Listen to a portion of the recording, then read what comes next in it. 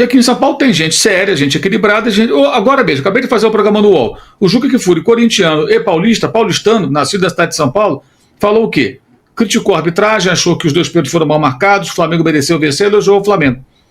Então não tem mídia paulista, não tem mídia bairrista. E eu não estou aqui para ser paladino de nada, não me atribuo, eu entendo a boa vontade do colega aí, esse rótulo. Eu não estou aqui para bater de frente com ninguém. Eu dou a minha opinião, não estou expondo nada. O que eu coloquei agora mais cedo no Twitter foi uma coisa que eu achei hilária, que foi uma análise do site GE, em que o jogo é tratado como jogo fácil. Palmeiras deixa de ganhar um jogo fácil. Acho que isso aí, quando eu coloco essa discussão, não é para desbaratar nada, é para discutir a minha profissão, a nossa profissão aqui, o jornalismo.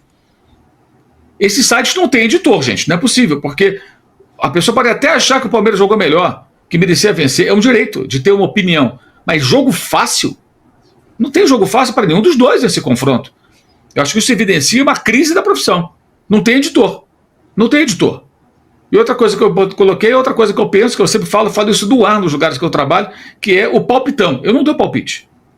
Nem me ligam mais perguntando, mandam mensagem. Mauro, qual é o seu? Eu não dou palpite.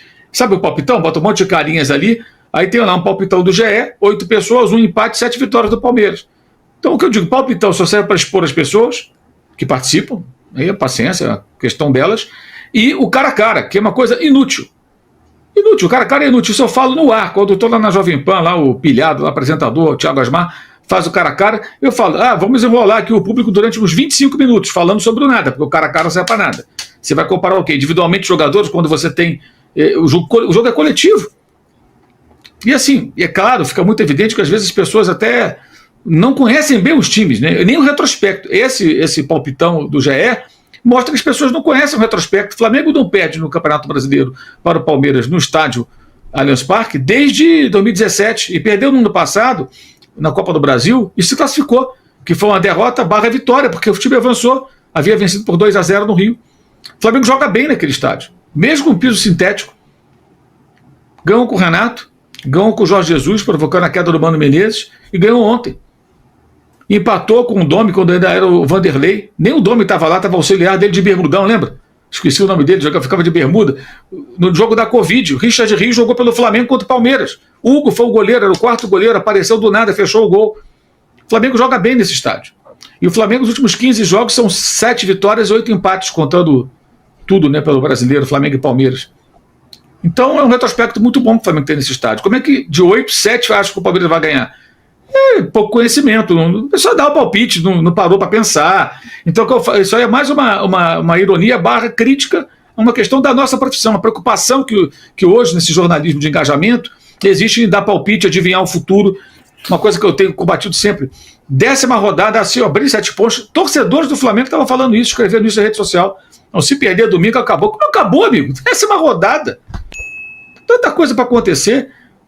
Esse pessoal não acompanha o campeonato. Agora houve um campeonato na Holanda, ganho pelo PSV. O Ajax estava disparado. Nas últimas rodadas começou a tropeçar, perdeu o campeonato. O técnico que começou a perder o campeonato do Botafogo em 23, Bruno Lage, já tinha perdido um campeonato, entre aspas, ganho pelo Benfica e perdeu mais um esse ano, em que não estava ganho, mas estava à frente do Sport, tropeçou no jogo contra o Arouca, empatou com o Sport e perdeu o título. E ontem o Sport foi campeão da Taça de Portugal, que é a versão da Copa do Brasil deles lá. Então, tem vários exemplos. 2 últimos anos foram assim. Você pegar, em 19 o Flamengo passou o Serol, ganhou fácil. Em 20, liderou São Paulo, liderou o Inter e o Flamengo comeu o bife, no final foi campeão. Em 21 o Atlético liderou e foi campeão, ok. Em 22 o Palmeiras foi campeão, em 23 e 24 teve reviravolta, uma para o Palmeiras e uma para o Botafogo. Em 4 parcelas. E parece que nada está acontecendo. É por isso que eu falo, gente. O novo presidente da CBF prometeu que ia brigar pela melhoria do futebol brasileiro. E tem que ter o fair play financeiro.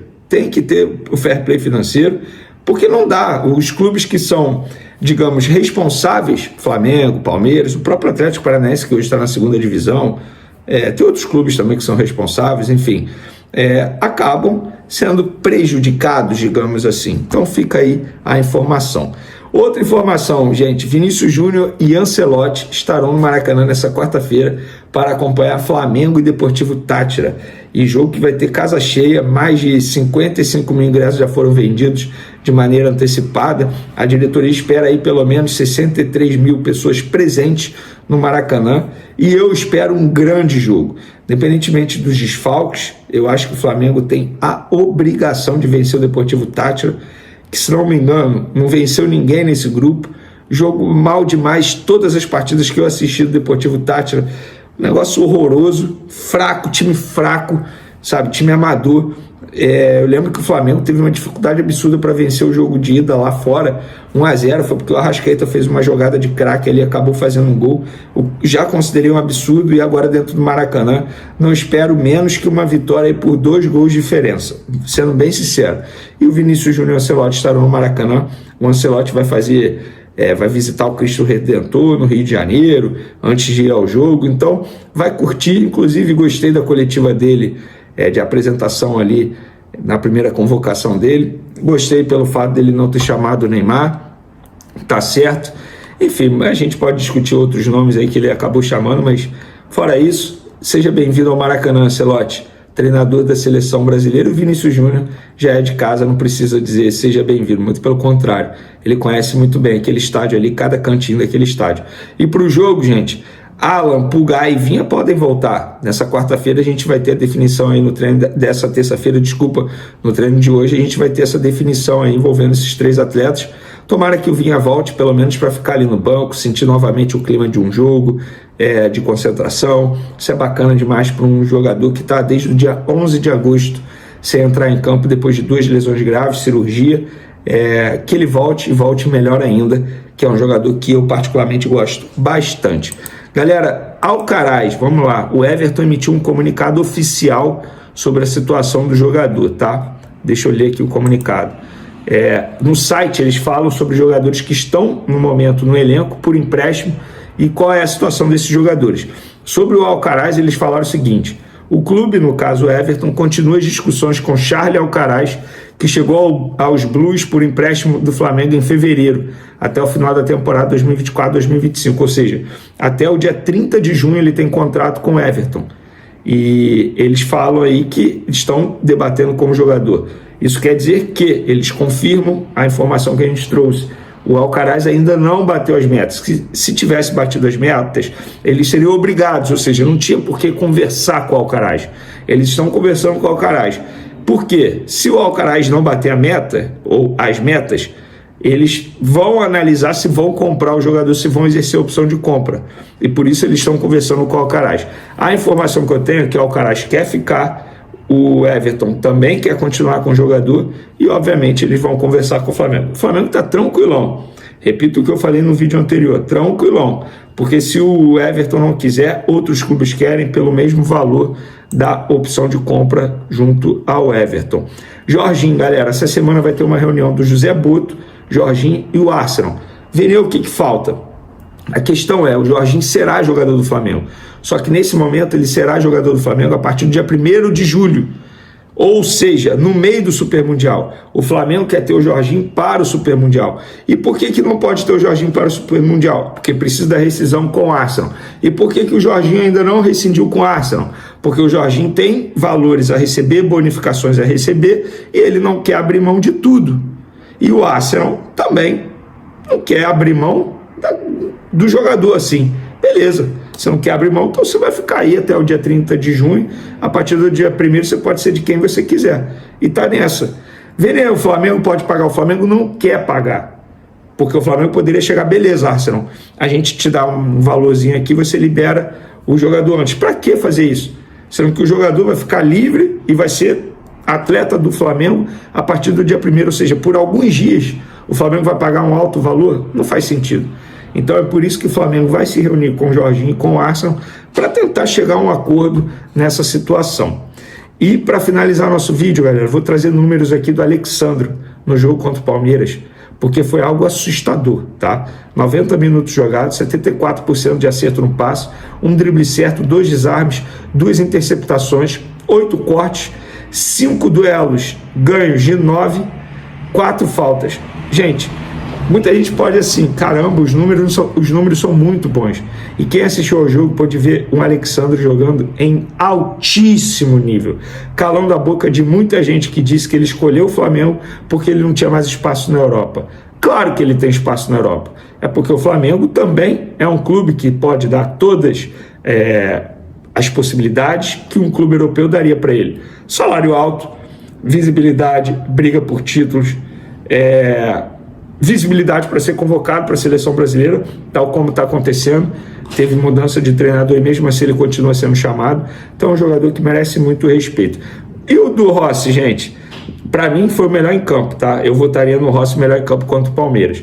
90 minutos jogados, 3 defesas, as 3 dentro da área. E quais foram? A defesa do pênalti, o rebote do pênalti e uma defesa no finalzinho do jogo do Flaco Lopes também dentro da área. Um pênalti defendido, 1,47 gols evitados, 3 bolas aéreas afastadas, um corte, 3 passes longos certos, 2 faltas sofridas. Gente, os números falam por si só. O Rossi está vivendo uma grande fase. E brincadeira à parte, o Rossi é argentino para ele não ser chamado por Ancelotti? Óbvio que ele é argentino, óbvio, por isso. Segundo informações do jornalista Antônio Carlos, o Flamengo está de olho em um reforço de peso para a disputa do Super Mundial de Clubes. O nome da vez é Ilkay Gundogan, meio-campista experiente que atualmente defende o Manchester City.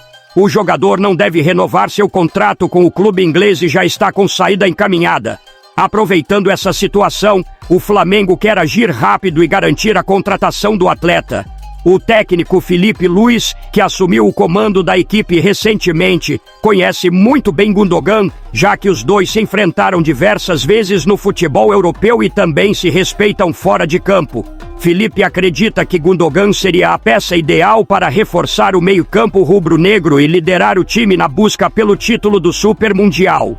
A diretoria do Flamengo está disposta a oferecer um contrato de 3 anos ao jogador, apostando não só na sua qualidade técnica, mas também na sua liderança e experiência internacional. A possível chegada de Gundogan é tratada com muito otimismo nos bastidores do clube, que quer fazer dessa contratação um marco no planejamento para a competição intercontinental. A negociação ainda está em fase inicial, mas os dirigentes rubro-negros acreditam que o projeto esportivo do Flamengo, aliado à presença de Felipe Luiz e à grandeza da torcida, podem convencer o jogador a vestir a camisa do Mengão. Com passagens pela seleção alemã, Gundogan traria ao Flamengo um nível de excelência poucas vezes visto no futebol brasileiro. Seu estilo de jogo refinado, sua visão tática e capacidade de decidir partidas importantes seriam grandes trunfos para o clube carioca em 2025. Caso a contratação se concretize, Gundogan será não só o maior reforço do Flamengo na temporada, mas também um dos maiores nomes do futebol mundial a atuar no Brasil nos últimos anos. E agora a pergunta que fica para o torcedor: você contrataria Gundogan para o Flamengo? Deixe sua opinião nos comentários, curta o vídeo e se inscreva no canal para acompanhar todas as atualizações do Flamengo. Saudações rubro-negras!